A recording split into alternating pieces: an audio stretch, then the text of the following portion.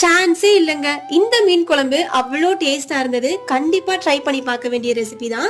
இந்த ரெசிபிக்கு ஒரு சின்ன பாத்திரத்துல எண்ணெய் ஊத்திக்கிறேன். 1 டீஸ்பூன் கொத்தமல்லி, 1 டீஸ்பூன் சீரகம், 1/2 டீஸ்பூன் அளவுக்கு மிளகு போட்டுக்கிறேன். ஒரு சின்ன கப்ல சின்ன வெங்காயத்தை கட் பண்ணி போட்டிருக்கேன். ஒரு பெரிய பச்சை மிளகா, கொஞ்சமா கறி லீஃப் ஆட் பண்ணிக்கிறேன். ஒரு 3 பெரிய பல்லு பூண்டை இதுல ஆட் பண்ணிக்கிறேன். கூடவே ஒரு 2 சின்ன தக்காளியும் கொஞ்சமா மஞ்சத்தூள் போட்டு நல்லா வதக்கி விட்டுக்கிறேன். தக்காளி ஓரளவுக்கு வதங்கினதுக்கு அப்புறமா ஒரு 2 பத்த தேங்காய் இதுல ஆட் பண்ணிக்கிறேன் கட் பண்ணி. இப்ப நல்லா ஆறுனதுக்கு அப்புறம் ஒரு மிக்ஸி ஜார்ல ஆட் பண்ணி கொஞ்சமா தண்ணி ஊத்தி இந்த மாதிரி நல்ல மைய அரைச்சு வச்சுக்கோங்க. இப்போ மீன் குழம்புக்கு ஒரு சின்ன பாத்திரத்துல அகைன் கொஞ்சமா கடுகு, வெந்தயம், ஒரு 1/2 பெரிய வெங்காயத்தை கட் பண்ணி போட்டிருக்கேன். அது ஓரளவுக்கு வதங்கின உடனே நம்ம அரைச்சு வச்சிருக்க மசாலா, கொஞ்சமா தண்ணி, ஒரு சின்ன லெமன் சைஸ் அளவுக்கு புளியும் ஊற வச்சிருந்தேன். அதையும் கரைச்சி இதுல ஊத்திட்டு ஒரு 2 நிமிஷம் மூடி போட்டு கொதிக்க விட்டீங்கன்னா அழகா பச்சை வாசனை போயிடும்.